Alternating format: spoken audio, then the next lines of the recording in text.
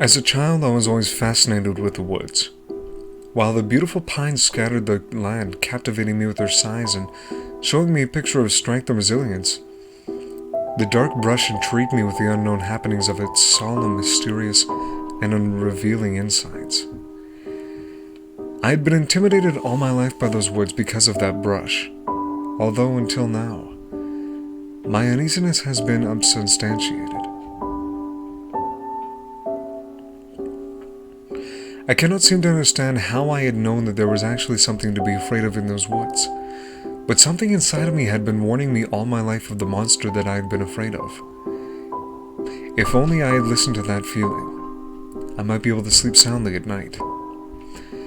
My name is Shane Walker, and I live in a rural town of southeast Texas called Jonesville. I can see that some people could have trouble with the fact because of the stereotypes assuming that people from Texas are uneducated and that there are no woods in Texas, but I beg to differ. Southeast Texas is home to a place known as the Big Thicket, which is a coniferous forest, incredibly humid and hot in the summer while damp and frigid in the winter. The brush is so thick in this area that moving through it is difficult without a machete.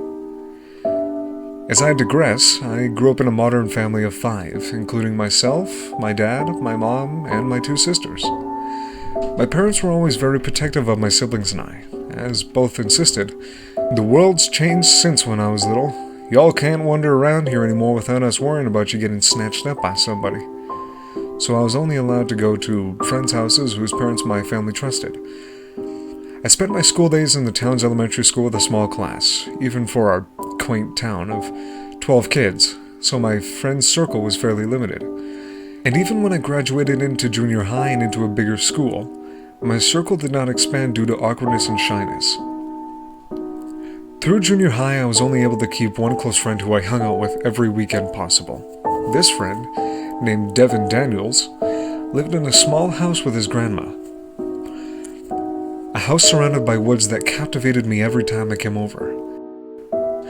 One day in 8th grade, after growing bored with playing Black Ops, I finally gave in to the natural childlike temptation to explore those woods.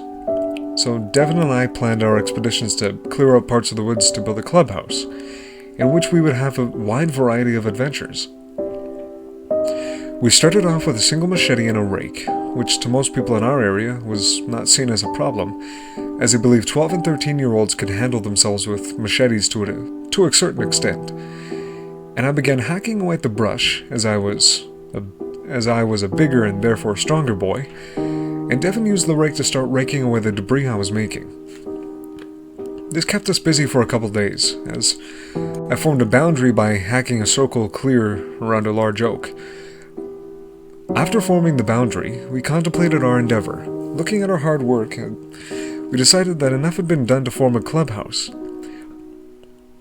For the brush surrounding the round clearing we had made formed something similar to walls for us, and the shade of the oak provided cover from the unmerciful sun. If only we had built walls and a roof to protect us from the outside world, that fateful account with a predator would not have occurred. It was in those woods that my friend and I spent many nights after we had cleared out our section.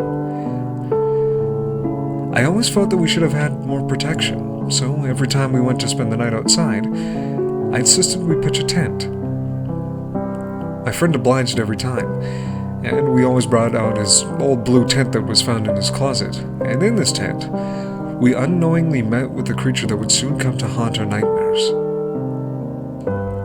One night, Devin and I were lying in the tent texting people, exchanging ghost stories, talking about things that had happened in our lives recently and eating Cheeto Puffs, when I heard something rustling outside. "Dude, you hear that?" I asked my friend. "Oh, what are you talking about?" Devin replied. "I just heard something in the woods. It sounded kinda big," I stated. "Oh no, maybe it's the killer coyote or the hash-slinging slasher.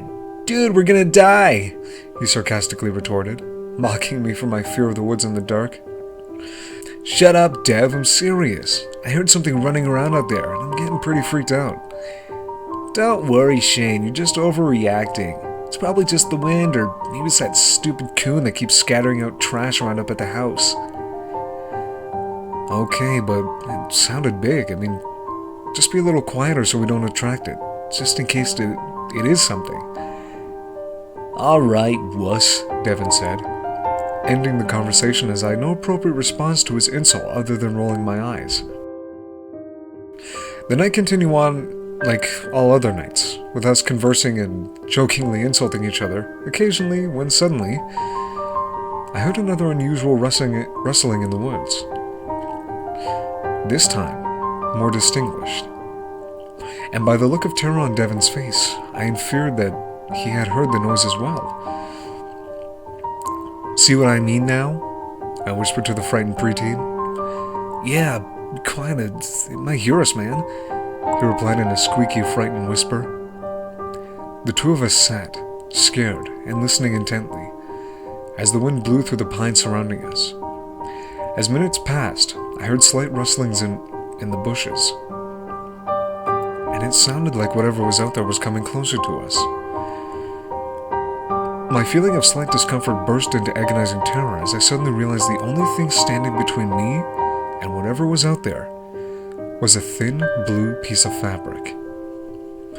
My breath grew more frantic and exaggerated as I sat in the tent with absolute dread growing in the pit of my stomach. But soon the sounds ceased. And as they did, my panic started to cease as well. After about half an hour of quiet, I let out a large breath of air and smirked at my friend. Ha! You were so freaked, man. Maybe it was the hash-slinging slasher, I mocked, making my voice slightly higher to match his whenever I let out the words hash-slinging slasher. Shut up, you were scared too, he grumpily retorted. Yeah, but not as scared as... Do you think it was somebody playing a prank? I sure hope... Devin started to say, interrupted as if on cue by a loud scraping noise that seemed to come from the oak tree directly beside the tent. I looked directly at my friend and saw his face grow pale with the expression of terror I'd previously seen on only minutes before. The feeling in my stomach came back to me all at once, a feeling I can only describe as agony.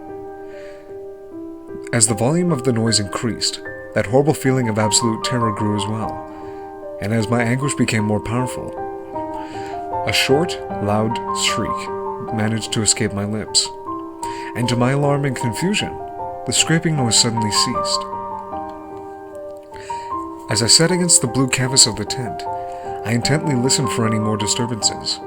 The woods were quiet once again, except for the sound of the brush and trees flowing with the wind and a faint, recognizable sound that I couldn't quite place. It sounded near, but, in a sense, far away. Everything else in the world vanished as I had focused on that sound.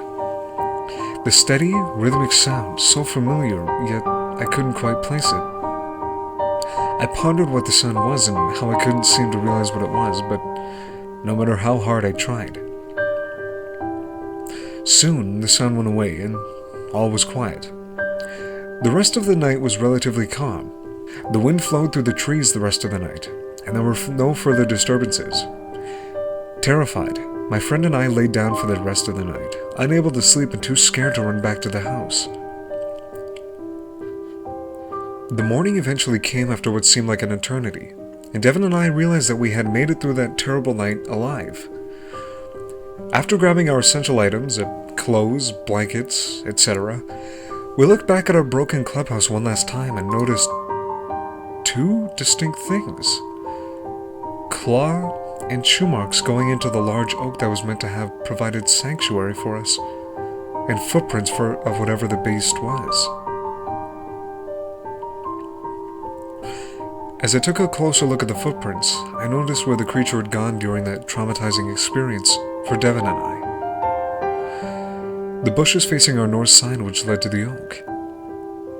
After departing from the oak, the large, canine-like prints led to the south side of the tent, right where I had been laying. And slowly, I began to notice something. The familiar noise I had heard the previous night was the slow and rhythmic sound of a large beast breathing. The creature had been inches from my face.